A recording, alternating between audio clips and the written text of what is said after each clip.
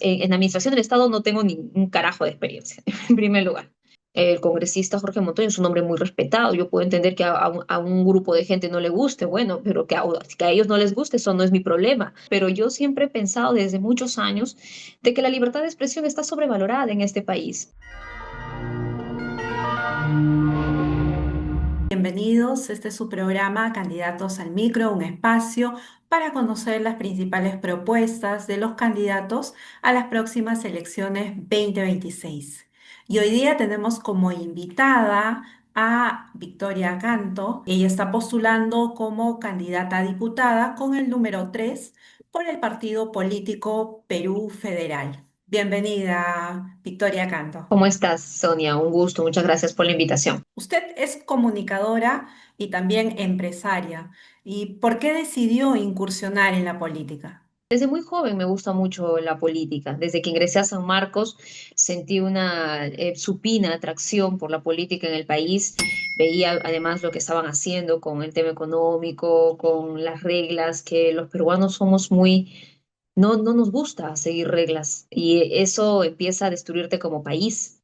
Además también que si nosotros mismos no respetamos las reglas, ¿cómo esperamos que otros lo hagan, que los de afuera lo hagan? Y eso es, creo que es un problema mental en el peruano, un problema de hábitos que nosotros tenemos que arreglar. O sea, nadie va a venir a arreglarlo por nosotros.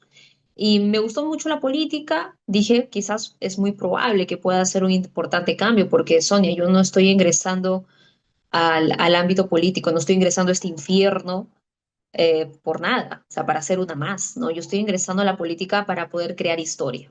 En sus redes sociales usted se presenta como liberal. ¿Qué es para usted el liberalismo? El liberalismo es una corriente, en muchos casos tan política y económica, en el cual se defienden las libertades, por algo obviamente le dicen liberal, las libertades. Por ejemplo, lo primero que yo defiendo, desde mi perspectiva, es que cada individuo pueda realizar sus propios contratos entre individuos, propiedad privada, ¿de acuerdo? En el tema político, por ejemplo, yo me considero de ultraderechas, en primer lugar, y definitivamente en este aspecto yo defiendo el libre mercado. Como política, defiendo definitivamente el libre mercado. Entonces, abrazo las ideas de la libertad también, mucho, y por eso me considero, hasta podría decirse que podría ir por el camino de una anarcocapitalista, podría ser. Porque yo estoy a favor de que el Estado, cuanto más pequeño es, más diminuto es, más efectivo, para todos es mucho mejor.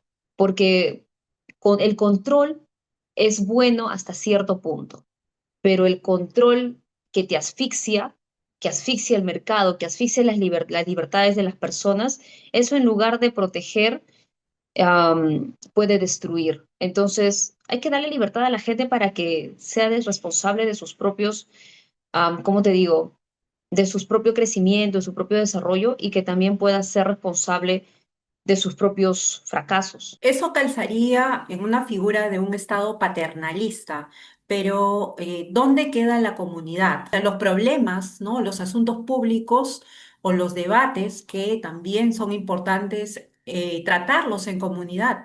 ¿Dónde quedaría eso? Lo que pasa, querida Sonia, que puedo entender tu punto, pero hay ciertas cosas en el mundo actual que lo tienen que decidir no todos, lo tienen que decidir aquellos que saben del tema. Porque, por ejemplo, yo soy muy estoica y escuchaba, leía bastante a Séneca, a Zenón de Sitio, Marco Aurelio, que son grandes representantes del estoicismo. Y en especial Marco Aurelio decía, la opinión de 100.000 hombres no sirve de nada si ninguno de ellos sabe del tema. Y no me refiero pues a temas teóricos como, no sé, pues el liberalismo, esas cosas, no me refiero a eso, sino me refiero a temas técnicos. Por ejemplo, si vamos a hablar del sistema de la agroindustria, por ejemplo, hablemos con las personas que sepan de agroindustria. Si vamos a hablar de temas eléctricos, hablemos con los mejores ingenieros eléctricos. Si convoquemos a los 100 mejores técnicos a nivel, digamos, Latinoamérica o que vengan también de Europa y que se pongan a ver ese tema. Pero abriendo, por ejemplo, no sé, pues un teléfono abierto para que todo el mundo dé su opinión, Está bien, yo soy comunicadora, te diré, estimada Sonia, pero yo siempre he pensado desde muchos años de que la libertad de expresión está sobrevalorada en este país. Todo el mundo quiere hablar, pero no todo el mundo tiene necesariamente algo que decir. Sin embargo, es importante escuchar la opinión, ¿no? de los demás, porque hay una cuestión que hay que diferenciar también, que es el saber práctico del saber teórico, ¿no? Entonces, ambas dimensiones son importantes, por eso le digo, ¿no? En la medida que se pueda lograr, hay que también dar espacio para escuchar todas las voces, y más aún en nuestro país, que hay una diversidad de voces. Podría ser, pero yo sí me sigo manteniendo, discúlpame, estimada, ahora sí, yo sí me sigo manteniendo en mi posición de que, ok, puedes hablar, pero tu opinión no necesariamente es importante. Di lo que quieras, estoy aquí para escucharte. Pero si vamos a tomar en cuenta la opinión de alguien para poder hacer un cambio necesario en el país, ese alguien tiene que saber de lo que está hablando. Porque si no, como te digo nuevamente, todo el mundo habla, todo el mundo quiere que lo escuchen, de acuerdo, te escucho, pero lo que en verdad estás diciendo nos va a sumar, en lo que en verdad estás diciendo va a poder ayudar a poder avanzar esto, o solamente quieres que te escuchen porque has sido por mucho tiempo una voz que, digamos, quizás no podías decir lo que querías y ahora tienes la oportunidad, pero lo que dices no es necesariamente algo que se necesite para poder avanzar. O sea, yo ahí soy muy práctica, yo soy muy pragmática en eso. ¿Queremos hacer algo? Contemos con las personas indicadas. Dígame, ¿cuál es su experiencia en la gestión pública o la administración del Estado? En la única experiencia que tengo yo en administración del Estado no tengo ni un carajo de experiencia, en primer lugar. En el ámbito público, casi nada. Yo no soy un parásito del Estado, en primer lugar. Respeto mucho a las personas que trabajan en el ámbito público o han hecho una carrera como trabajador público, ¿me entiendes? Han pasado procesos, meritocracia. Yo respeto mucho eso. Hay muchos trabajadores públicos valiosos que saben hacer su trabajo y que entienden que no le están haciendo ningún favor a la sociedad, porque esa es su obligación. Ellos reciben un sueldo por atender a las personas, a los peruanos, los que están en el Banco de la Nación, los que están en los ministerios, en la policía, ellos reciben un sueldo por su trabajo, no están haciendo nada gratis. Pero por el otro lado, detesto a la gente que vive del Estado en consultorías, haciendo alguna asesoría libre, como muchos de estos izquierdistas que se dedican a eso, no tienen una carrera de planta, por ejemplo, en el cual siguen paso a paso y suben. Yo no vivo del Estado. La única vez que trabajé en un medio de comunicación, y eso, medio de comunicación, o sea, que tenía que ver con mi carrera, fue en TV Perú. Ahí cuando yo tenía, pues estaba saliendo de la universidad, trabajé por 8 meses, fui reportera de televisión. Creo que fue la única vez que trabajé para el Estado tercerizando. De ahí, te lo digo con conciencia, estimada Sonia, la plata no está en el Estado, excepto que quiera ser un corrupto y ahí pues coimeas como loco. El dinero está en el privado. Ahí está la plata. Dígame, pero si usted tiene esta crítica con respecto a la gestión pública o la administración del Estado, ¿cómo así entonces va a conformar parte de este aparato, digamos, ¿no? Ahí te Estatal. respondo, estimada Sonia. Una cosa es una persona que viene del sector privado, sabe hacer dinero con o sin dinero, y otra muy distinta, un parásito que toda su vida, desde que salió de la universidad, ha vivido del Estado. Son dos cosas muy distintas.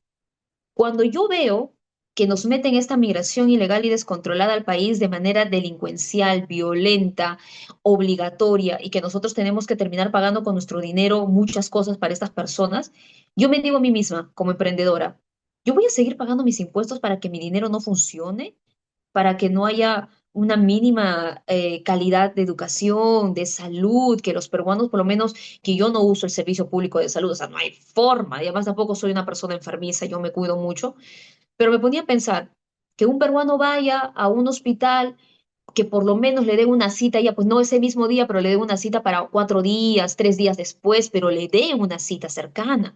Pero no, de lo que pasamos de dar una cita después de un mes, ahora hemos pasado 6 meses. O sea, estamos de mal en peor. Entonces, con el ímpetu que tengo y con el carácter que tengo, porque me conozco, digo, voy a entrar a política porque estoy harto. Y te diré, querida Sonia, yo puedo hacer más plata en el sector privado que recibiendo un sueldo de congresista. Y obviamente, o sea, si voy a entrar al Congreso de la República, como buena capitalista, como buena derechista, como buena y emprendedora que soy, yo no voy a hacer nada gratis. A mí me tienen que dar un sueldo por mi trabajo. O sea, eso es el objetivo.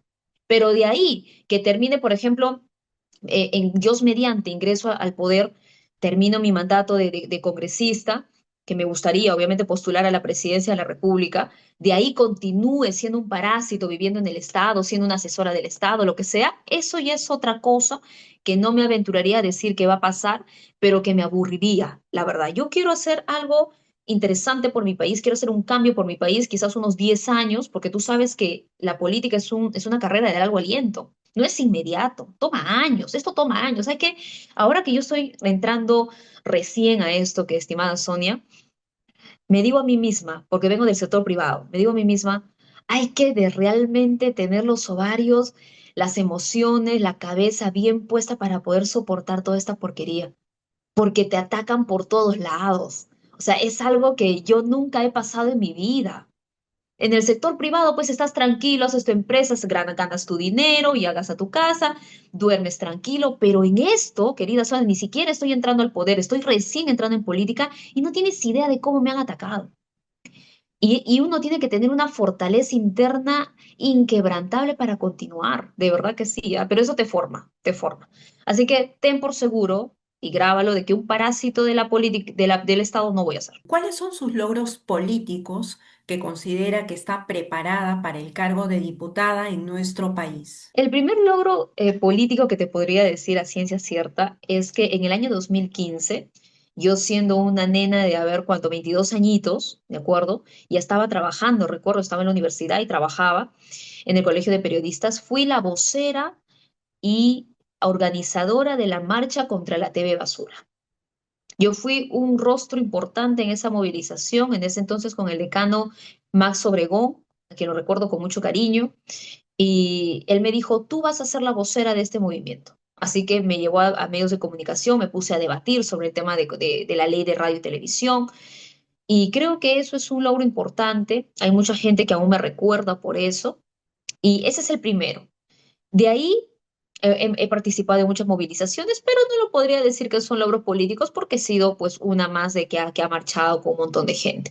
Pero yo creo que la movilización contra la marcha de la TV Basura es uno de ellos. El segundo, que es reciente este año, que es una norma, ay, no la tengo aquí, la tengo en el otro lado, es una norma en la cual soy parte, soy coautora, en el cual se proponen tres cosas en contra de la migración ilegal y descontrolada. La creación de centros de retención provisional, para poder meter ahí a todo ilegal o legal que represente un peligro para la sociedad o para el orden público, para la seguridad interna.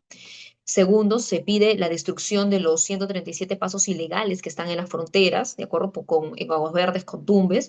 Y por último, se criminaliza el reingreso de los ilegales. Si antes, por ejemplo, un ilegal ingresaba, lo expulsabas y volvía a ingresar por estos poros de la frontera, tendría que ir preso menos de 4 años. Ahora es no menos de 4 o más de 8 años. O sea, esas tres cosas fuertes, yo soy parte de la creación de esa norma. Hablemos ahora de sus propuestas. Díganos, ¿cuáles son sus tres principales propuestas como eventual diputada? La primera, estimada Sonia, es definitivamente sacar de nuestro país a toda la basura que ha entrado con esta migración ilegal y descontrolada. El grueso de esta migración no le sirve a nuestra patria. Esta migración le ha traído lágrimas, sufrimientos, mucho llanto a nuestros compatriotas. Nosotros, antes de esta migración ilegal, violenta, descontrolada y delincuencial, sí teníamos delincuencia, por supuesto, eso es innegable, pero no teníamos esta sanguinariedad que ha llegado, este terror que están metiendo a los peruanos y en especial los peruanos de las periferias, es decir, los llamados conos. Están completamente desprotegidos. Y ellos mismos saben que este tipo de delincuencia sanguinaria, terrorífica, que infunde terror a la persona para no solamente paralizarte, sino hacer a que hagas lo que la otra persona exige. Desde esa perspectiva, yo he planteado claramente que tenemos que sacar a estas personas del país. Definitivamente, tenemos que sacarlos. ¿Cómo? Tres propuestas. La primera, como te mencionaba, es la creación de centros de retención provisional. ¿De acuerdo? Son espacios que los va a habilitar migraciones, donde se va a retener a todo legal o ilegal que represente un peligro para el país, un peligro para el orden interno y la seguridad interna y de nuestra gente. Porque lo más importante, Sonia, para el Perú, para esta patria, es su gente. Los países no son grandes por lo que tienen, no por su Machu Picchu, no por su petróleo, no por su ceviche, no por sus playas, no. Los países son grandes por la calidad de gente que tienen. Simple, no hay más. Y eso todo economista te lo va a decir. El talento humano, la calidad de gente, la preparación de tu gente, eso va a determinar el crecimiento del PBI. Eso es lo que determina. Entonces, desde esa perspectiva, necesitamos proteger a nuestra gente y darle las herramientas para que ellos mismos con su capacidad puedan salir adelante. Y eso no se va a lograr si no se pacifica el país. Necesitamos pacificar el país. ¿Cómo? Matando a los delincuentes de en flagrancia en este país. Se tienen que morir. No sirve, esa gente no sirve, Sonia. No se regeneran, no se rehabilitan, no la van a pesar dos veces, no, simplemente no sirven. Y una bala es la mejor solución para esta gente. Segundo, es obviamente la salida de la Convención Americana de Derechos Humanos. Mucha gente habla la Corte Interamericana. No, compatriotas, no se dejen engañar, por favor. La Corte es la hija de la Convención. La Corte es solamente una parte. La madre del Cordero es la Convención Americana de Derechos Humanos. Ahí es donde tenemos que apuntar, no a la Corte. Nos va a tomar 2 años. En esos 2 años, obviamente, tenemos que hacer cosas, no es que no vamos a hacer nada. Y por último, pero no menos importante, es la eliminación, la revisión y eliminación de los documentos de los migrantes, ya sea venezolano, colombiano, mexicano, pero en especial venezolano, desde el año 2020. ¿Por qué? Porque se ha permitido el ingreso de delincuentes y les han dado documentos. Se ha permitido el ingreso de prostitutas, o sea, de personas, de trata de personas aquí y se les ha dado documentos. O sea, se les ha dado carnet de extranjería, CPP, incluso han ingresado con el documento de refugiado. Y eso es completamente imperdonable para nuestra patria. Tú no le haces eso a un país, tú no le haces eso a los hijos de esta patria.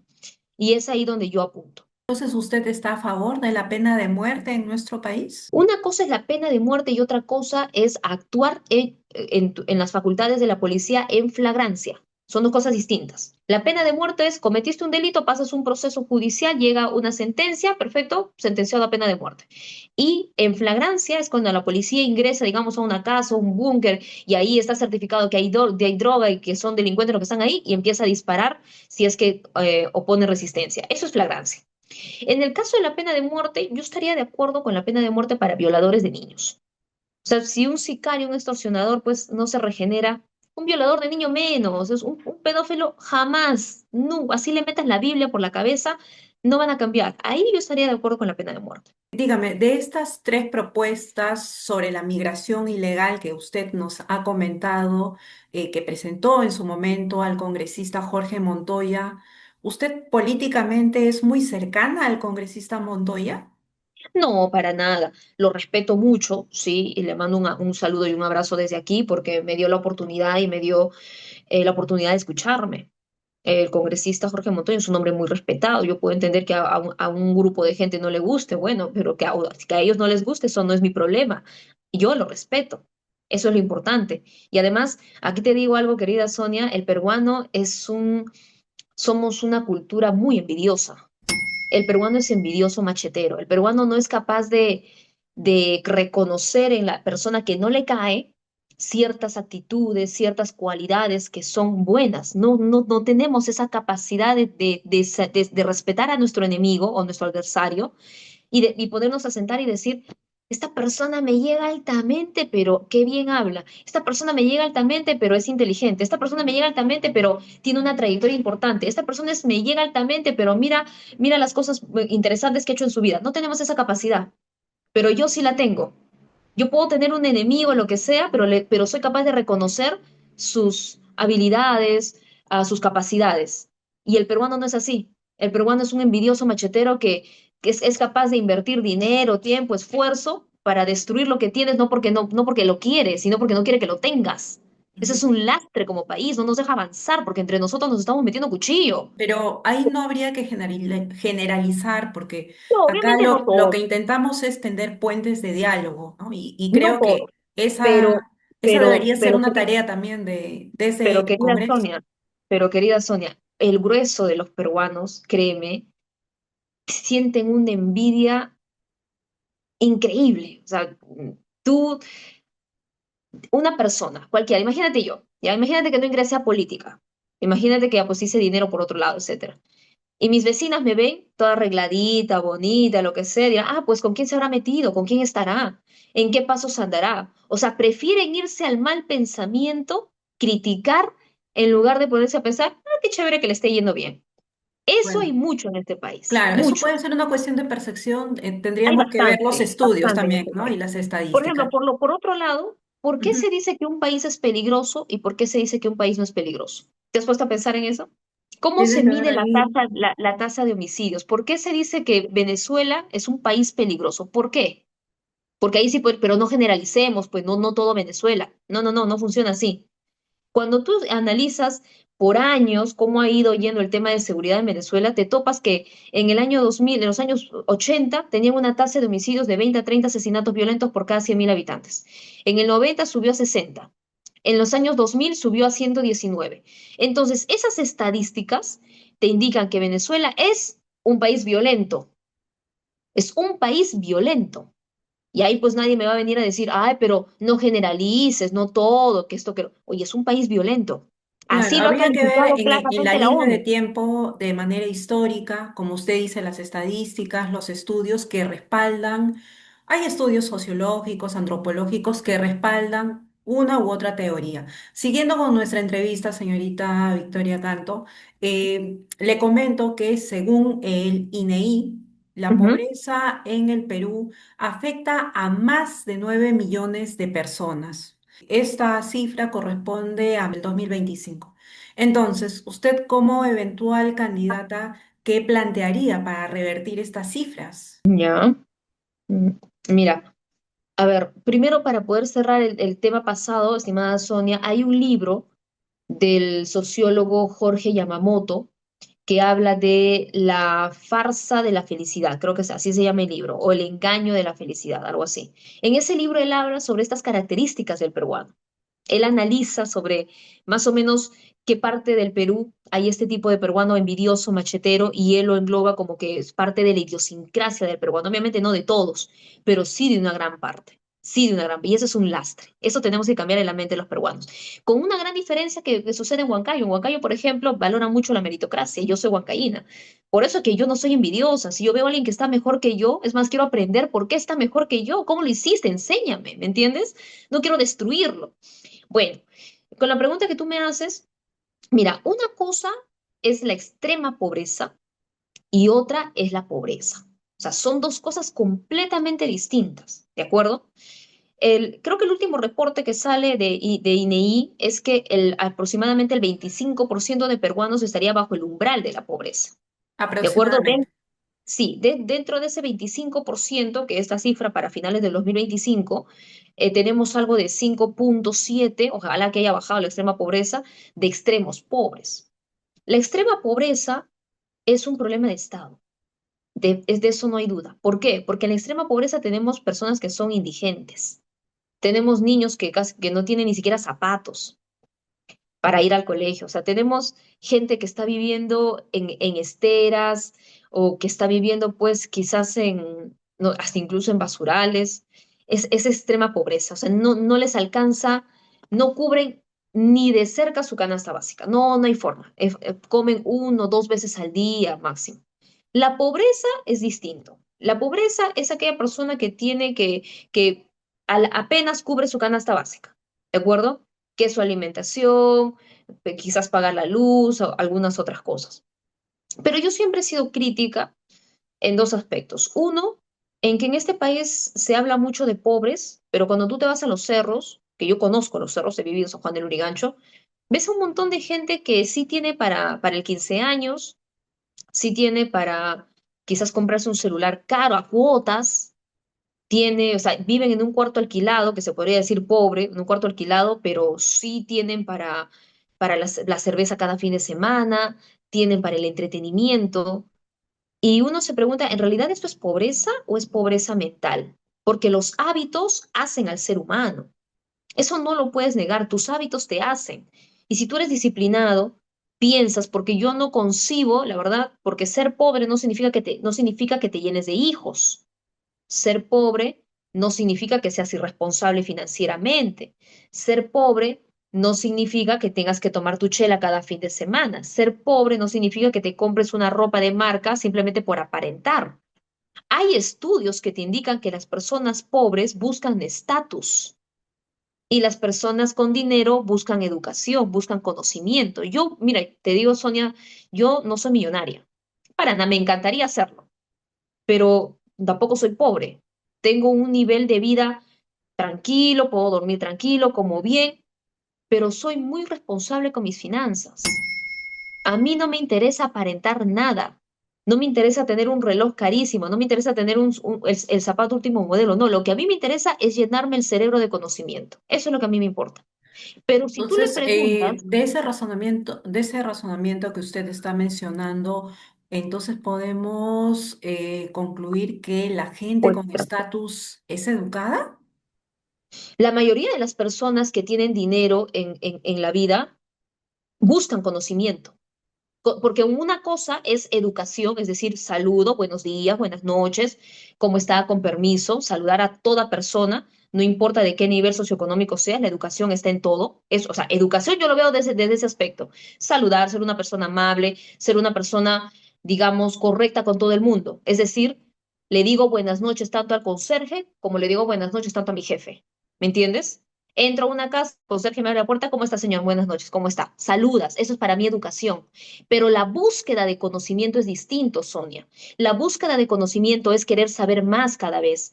Querer, por ejemplo, bien, ahora, ¿qué está pasando en el mundo? No tengo mucha economía, gano el sueldo mínimo, gracias a Dios no tengo hijos, entonces me voy a poner a ahorrar.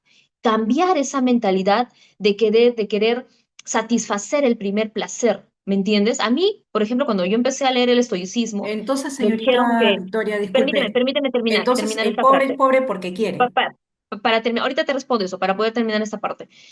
A mí me enseñaron en el estoicismo que para poder salir adelante uno tiene que controlar tres cosas, tienes que aprender a controlar tres cosas. La primera, el placer. La segunda, el miedo. Y la tercera, la ira.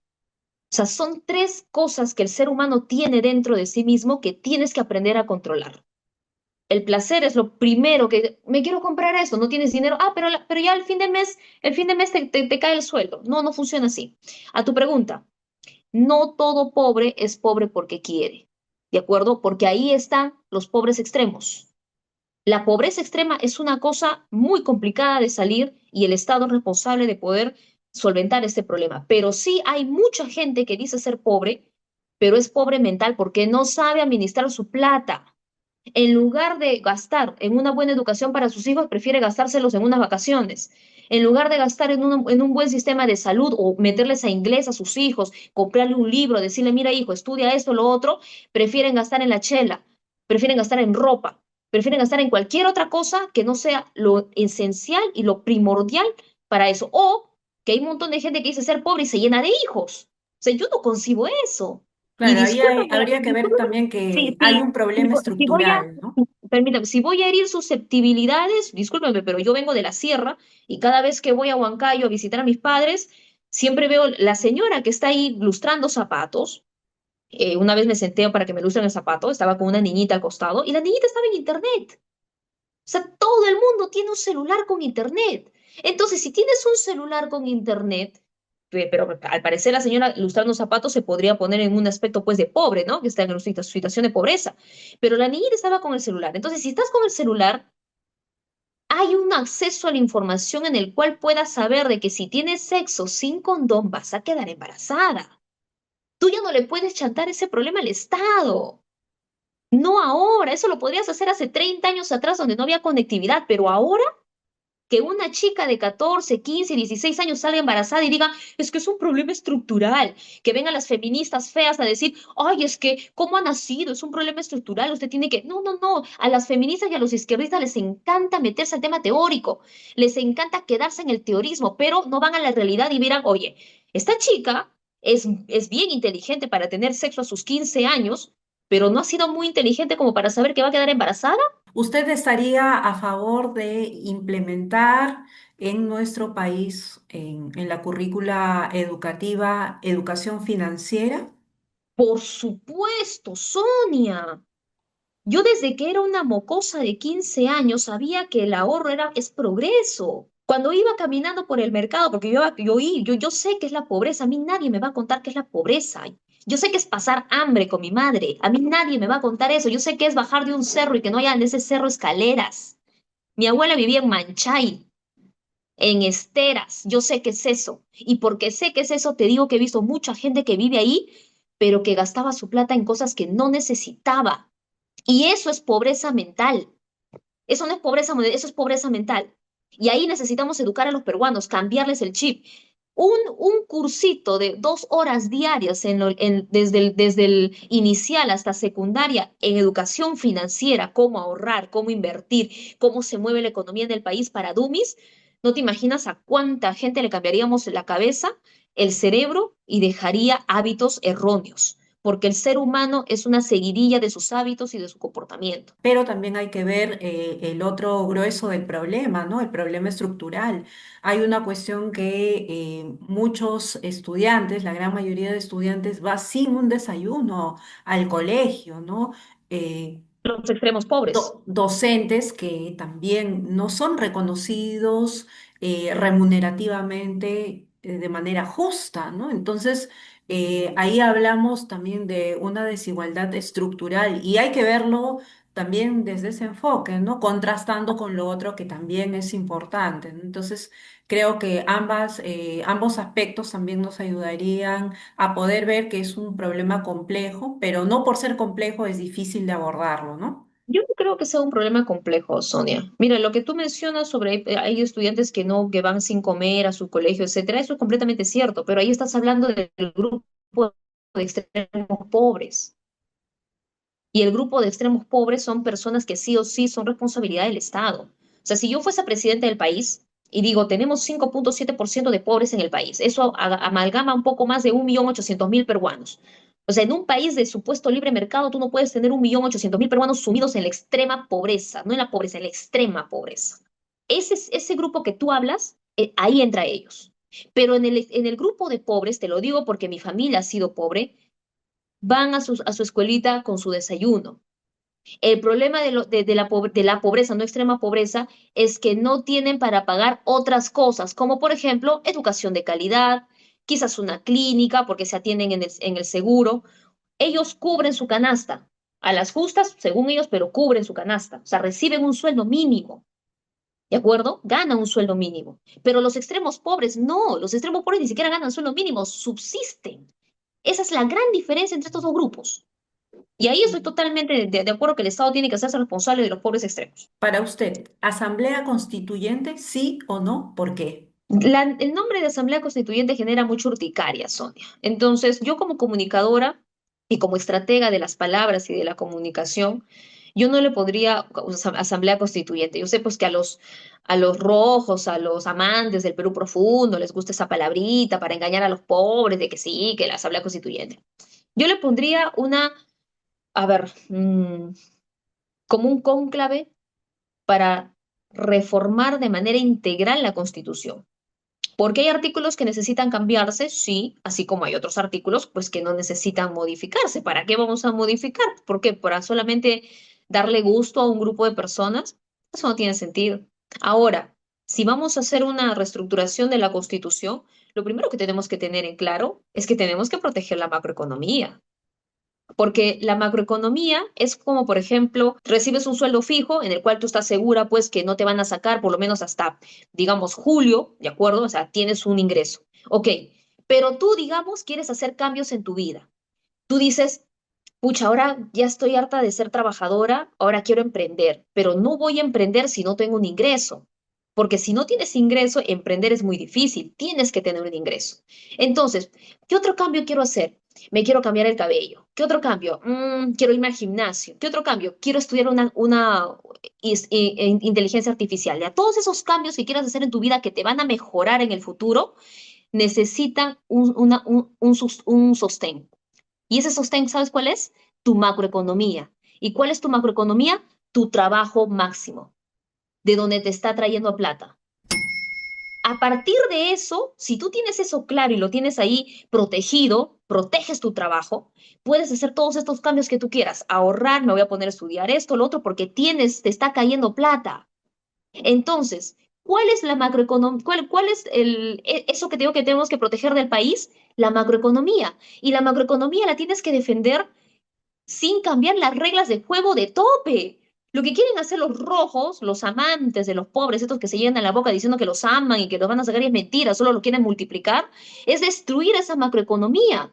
Y esa macroeconomía, estimada Sonia, ha sido, para bien o para mal, durante muchos años, lo que ha permitido que personas como tú, personas como yo, tengamos por lo menos para pagarnos la universidad, para pagarnos nuestra comida bien, hasta para irnos de vacaciones sin quebrar. Entonces, tenemos un 25% de peruanos que están bajo el umbral de la pobreza o en la pobreza. Dentro de ahí están extremos pobres. Y por el otro lado tenemos un 75% de peruanos que no está en el umbral de la pobreza.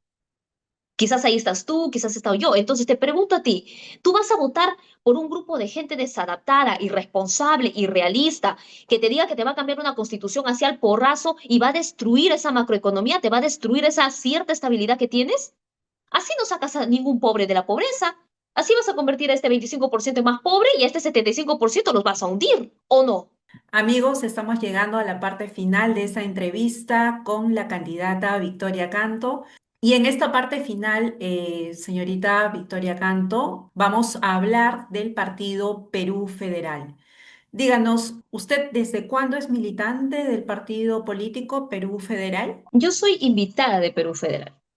Virgilio Acuña me llama a sus filas y me convence del proyecto político de convertir al país en un federalismo. Nosotros somos los federales, porque estoy convencida de que dándole, y ahí va el tema de mi ideología liberal, de dándole la responsabilidad a las regiones, de dándole la libertad a las regiones, de que puedan manejar su propio dinero, de que puedan tomar sus propias decisiones, de que puedan incluso ser responsables de sus propios errores, el país pueda avanzar más rápido. En este país, algo que se puede hacer en un año y medio, 2 años máximo, se hace en 4, en 5.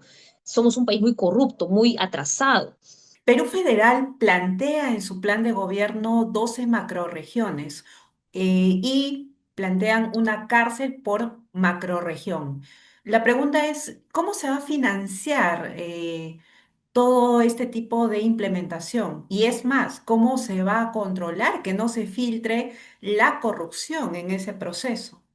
Más, que se filtre más corrupción, imposible. Ya estamos en un 99.9% llenos de corrupción, o sea, más ya sería imposible. En primer lugar, recuerda que cada región tiene un presupuesto ya asignado. ¿De acuerdo? O sea, ya tienen un presupuesto asignado. Lo que Perú Federal está planteando, no tengo acá mi proyecto a la mano, lo tengo en la maleta, es crear 12 macroregiones. Son 24 regiones hasta el momento, creo, con una provincia constitucional que es Callao, y Perú Federal propone crear 12 macroregiones. ¿Quiénes están incluidas en esas 12 macroregiones? Obviamente, dos regiones por cada macroregión. ¿De acuerdo? Tenemos Selva Sur, Selva Centro, Selva Norte, tenemos también Costa Sur, todo está implementado. Los presupuestos de esas tres regiones van a ser una sola, de cada una de esas regiones. O sea, el dinero está ahí. Lo único que se tiene que hacer para poder dar marcha suelta a esto es la modificación en la Constitución Política del Perú. Eso es lo que se tiene que hacer. Y aparte, Perú Federal está proponiendo crear una cárcel por cada macro región que estamos creando. Recuerda que en el federalismo no necesariamente se tiene que llamar estado, se pueden llamar provincias, se pueden llamar regiones, se pueden llamar macroregiones, así de eso no hay duda. Pero ¿de Entonces, dónde va nosotros a vamos salir la plata para hacer con eso? ¿De dónde sale la plata para hacer eso? Sonia, el dinero ya las tienen las regiones. No es que se va a generar un presupuesto para decir creación de macroregiones. No, no, no, no, no. La plata ya está ahí. La delimitación es un mero tema de cambio en la Constitución, de poner en la Constitución. Recuerda que cuando se quiso hacer el regionalismo, la regionalización o la descentralización, que fue en la Constitución del 93, ¿correcto? No se tuvo que meter ningún tipo de dinero, simplemente se estaba delimitando las regiones. ¿Por qué? Porque Fujimori en ese momento, con sus asesores económicos, le dijeron claramente, señor Fujimori, la única manera de que ese país salga rápido de la pobreza es que usted le otorgue libertad a cada región y que las regiones puedan usar su dinero. Bueno, usted déselas, pero que ellos lo manejen, porque desde Lima es bien difícil, todo va a demorar. Y eso fue lo que se intentó hacer con la Constitución del 93 y que se quiso y se intentó también empujarla un poco durante el gobierno de Alejandro Toledo, pero no se logró hacer constantemente porque la Constitución en el artículo 188 que dice descentralización dice claramente el proceso de descentralización en el país. Y no se está haciendo, nosotros lo queremos hacer más agresivo. Y para eso no necesitas meterle más dinero al simple hecho de federalizar, no. Simplemente coger el dinero que ya tienen esas regiones, obviamente vamos a reestructurar el canon, eso sí, eso ya es una discusión más profunda, el tema del canon, porque no todas las regiones lo tienen, y incentivar a otras regiones económicamente, que Lima lo tiene, Lima centraliza todo, para que puedan avanzar poco a poco, porque no todas las regiones recaudan igual, ¿correcto? No todas. Hay algunas que recaudan más, otras que recaudan menos. Entonces ahí es donde podemos sostener, y sí o sí cada región que tiene una recaudación importante como Callao, como por ejemplo Cajamarca, Puno, que obviamente exporta minerales, le va a tener que dar un porcentaje de tributo al gobierno de Lima, que va a ser obviamente el gobierno federal, para que este gobierno federal pueda enviar plata a las regiones que más lo necesitan, de esa manera ayudarlas a estabilizarse y que puedan manejarse solas. Eso es lo que sucede en Estados Unidos. Es la misma estructura. ¿Qué hacemos si en ese proceso se filtra más corrupción y aparecen nuevos funcionarios corruptos, ¿no? Digamos, van a retrasar el proceso en vez de hacerlo avanzar. O sea, también vamos a tener, digamos, obstáculos, ¿no? Habría que prever cómo van a ustedes manejar ese asunto. Que es obvio, tienes absolutamente toda la razón. En todo, en todo cambio grande, estimada Sonia, en todo proceso de reestructuración grande, ambicioso del país, siempre se van a presentar obstáculos, siempre, de eso no hay duda. Y también se corre, obviamente, el riesgo de que haya pues, personas más corruptas, de eso no hay duda. O sea, la corrupción está, desde mi punto de vista y lo que nosotros hemos analizado en el partido, incentivada por dos cosas. Uno, la oportunidad, porque ante el arca abierta hasta el más justo peca. La oportunidad y segundo, la permisividad. Este país es muy permisivo con los corruptos. Pero si tú, con un ente autónomo, así como el BCR, en este caso la Contraloría, que no es autónoma, pero es otra corrupta también, le decimos claramente al corrupto, a ti se te haya culpable de algo, se te ocurre simplemente hacer algo, estás proscrito para toda tu vida en el sector público y a ver quién te contrata en el sector privado, a ver quién te contrata y aparte se va preso también. Ahí, corazón, son más de 40.000 leyes que tiene el país y nadie las cumple. Las leyes no sirven. Las leyes van a ser respetadas una vez que haya una mano dura, un verdadero líder que se diga la ley, el orden y punto. Pero eso no es lo que hay. Así que veamos el proceso.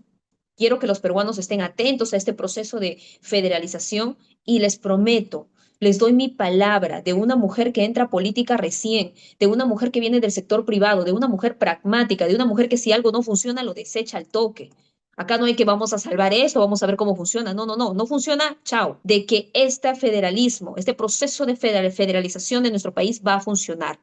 Y le vamos a dar la responsabilidad y la libertad a las regiones que puedan crecer porque no lo están haciendo. Desde Perú Federal, entonces, plantearían también la posibilidad de cambiar o reemplazar la Contraloría de la República. Por supuesto, eso es una de las propuestas que está en el plan de gobierno, estimada Sonia. La Contraloría no funciona. Claramente el ex Contralor, que no recuerdo el nombre, dijo, para nosotros hacer un trabajo eficiente necesitamos mínimo de 4.000 a 5.000 auditores contratados de manera externa que puedan estar a tiempo completo y puedan ir a las regiones a hacer auditorías en los gobiernos regionales o en las municipales. Si no, no se puede. Y no lo tienen, no lo tienen.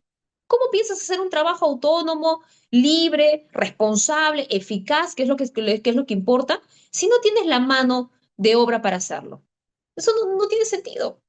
En varias entrevistas habla con mucha efusividad sobre su particular condición de patriota. ¿Usted es chauvinista? No, no, no, yo soy una patriota. Yo amo a mi país, amo a mi gente. A veces me da ganas de agarrarlos a cachetadas para que despierten y se den cuenta de que se están bancando al país y que este país, querida Sonia, es rico. Hay harta plata en este país, te lo digo porque, mira, yo simplemente con un pequeño emprendimiento, ni siquiera una gran empresa, chiquito emprendimiento, una oficina pequeña en San Juan del Urigancho, ese fue mi emprendimiento. O sea, yo no soy humilde para nada, pero soy una persona realista. Era un consultorio de mi doctor, que yo era la administradora, los dos éramos socios, él atendía, yo lo administraba, pequeño, de 160 metros cuadrados, 130 metros, perdón, cuadrados en San Juan del Urigancho. Ahí estaba mi emprendimiento. Y con harta chamba pude salir adelante. Entonces, si pude salir adelante con algo así, estoy convencida de que los peruanos también pueden hacerlo, solamente necesitamos responsabilidad, nada más. Entonces, desde esa perspectiva, soy una patriota porque estoy convencida que en mi país hay plata y que podemos hacer dinero así vendiendo chicha, un pequeño puesto de ceviches, algo. Pero el peruano tiene que dejar de pensar con su mentalidad de trabajador, que no está mal, no está mal, pero cuando llegues a tener tu propio dinero y manejes tu propio tiempo, te vas a dar cuenta que la mejor forma de salir adelante es generando riqueza y no trabajando para otros. El problema del peruano, entonces, es su pobreza mental, diría usted. Cuando cambie En, esa muchos, mentalidad, ¿va a cambiar también su situación? ¿Lo vería en, así? en muchos de los peruanos, la pobreza es mental, en muchos de ellos. Muchos, porque hay personas, por ejemplo, en Perú, que tienen quizás un ingreso no muy grande, pero sí un ingreso relativo y le gastan su plata en sonceras.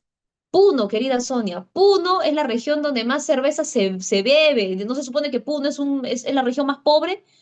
Puno se está hundiendo con 32% de pobreza y es la región donde beben 6.6 millones de litros, creo que al mes o al día, algo así. ¿Cómo explicas eso? ¿Cómo explicas que el 70% de los jóvenes de Puno están a punto de volverse unos alcohólicos? ¿Cómo explicas eso? O La sea, mayoría, claro, la ser mayoría en pobre Puno también son significa, negociantes. ya, pero escucha, ser pobre significa volverte alcohólico. No, pues, no, pues, Bacus, Brahma, se llenan de plata en Puno. Una región supuestamente hundida en la pobreza, que odian a Lima, es la región como que bebe más trago? ¿De dónde sacan la plata para comprar tanto trago? Porque Bacus no va a ir a Puno por nada. O sea, te estoy hablando desde la perspectiva empresarial, Sonia. Una empresa no va a ir a una región cuando sabe que en esa región no le van a consumir. Y Bacus está en Huancayo y está en Puno. Yo soy huancaína, sé lo que te digo. Los huancaínos toman hasta como si les pagaran. De lunes a domingo, mi papá es empresario en Huancayo. Él tiene uno de los bares más famosos en Huancayo. Y mi papá me dice, acá chupan, discúlpame la expresión, acá chupan de lunes a domingo. Todos los días estamos abiertos. Entonces, ¿tienen plata, no tienen plata? ¿Son pobres, no son pobres? ¿Cómo los llamamos? ¿Irresponsables? ¿No saben manejar sus finanzas? ¿No saben controlar sus ímpetus? ¿No saben controlar sus deseos? Hay que ponernos a pensar en eso. Claro, la percepción puede ser de un pequeño grupo ahí, pero también no hay que dejar de lado los problemas estructurales que tiene nuestro país, ¿no? Es que esos problemas estructurales, querida Sonia, están afectando a los extremos pobres. Yo ahí quiero que separemos la extrema pobreza de la pobreza. Díganos, ¿qué opina de la derecha bruta y achorada? Yo soy de la derecha achorada, pero no bruta, ¿ok? O sea, yo no soy de la DBA, soy de la DA, nada más. No me caen, la verdad. Porque si vas a ser de derechas, hay que demostrar de que eres una derecha responsable, una derecha atrevida, sea chorada, pero que haga la realidad las cosas. ¿Me entiendes? Que todos los zurdos te puedan caer encima, como tú has visto que me han caído, que me han criticado de todo. ¿Por qué? Porque he destruido en debate a dos de sus alfiles más estúpidos de la verdad que habían, que no tienen idea de lo que es economía, que nunca en su vida han hecho empresa. Eso es el problema, pues. A mí no me importa si hacen una empresa grande, que por lo menos pues vendan chupetes, sepan cuál es la dinámica de emprender. Esa dinámica de emprender, querida Sonia, es básico para que tú valores y sientas, ¿cómo te digo? Sientas empatía por el emprendedor. Pero la izquierda no siente empatía por el emprendedor, siente empatía por el disque pobre. Por ese grupo de 25% que están en el umbral de la pobreza según INEI, por ellos sienten empatía, pero no por el 75% de los peruanos del otro lado.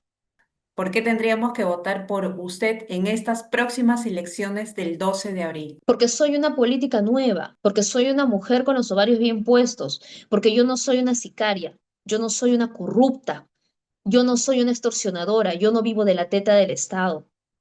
Yo jamás en mi vida le he robado nada a nadie. Por eso tienen que votar por mí. Y porque si ven esta entrevista, mis compatriotas se darán cuenta que hablo con el corazón, hablo desde la sinceridad.